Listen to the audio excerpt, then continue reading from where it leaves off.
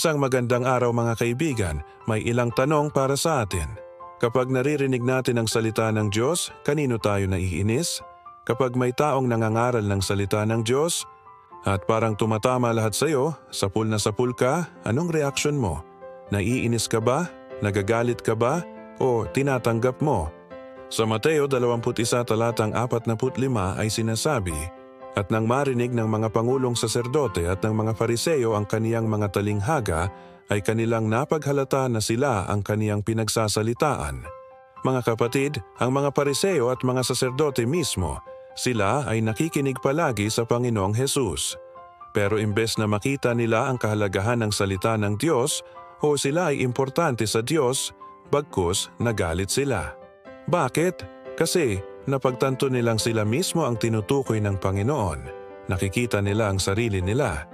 Ngayon, isipin natin, ganun din ba tayo minsan? Kapag may pastor, preacher o simpleng kapatid na nagbabahagi ng salita ng Diyos. Kapag nasaktan tayo o natamaan sa salita na lumabas sa kanilang bibig, ang iniisip natin, pinapatamaan niya ba ako? Pero, teka, kanino ka ba talagang nagagalit? Sa taong nagsasalita o sa Diyos na siyang pinagmumula ng salita? Kanino ka nagagalit? Sa taong ginamit ng Diyos o sa Diyos mismo?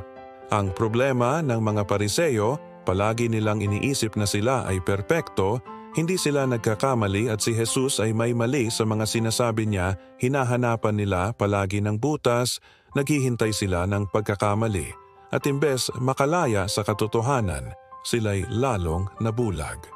At sa panahon natin ngayon, ilan sa atin ang ganyan?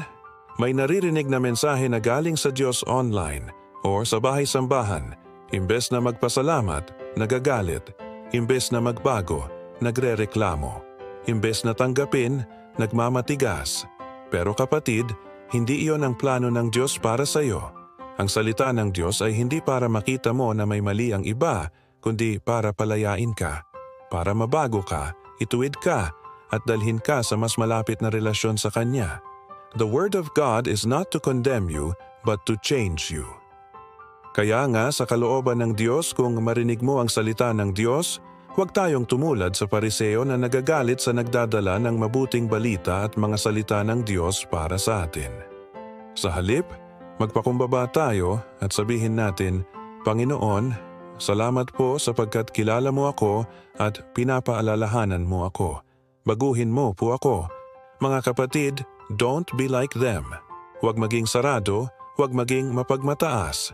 Tanggapin ang salita ng Diyos ng may pananampalataya at pagpapakumbaba, dahil ang salita ng Diyos ay hindi para maging katitisuran, kundi para maging kaligtasan. Tanggapin ang salita ng Diyos, huwag maging tulad ng Pariseo. Maraming salamat sa Diyos sa Kanyang mga salita. Kung nagustuhan mo ang gamitong mga mensahe, maaari pong i-like, share, and subscribe ang Serendipity Shares channel. God bless po sa lahat.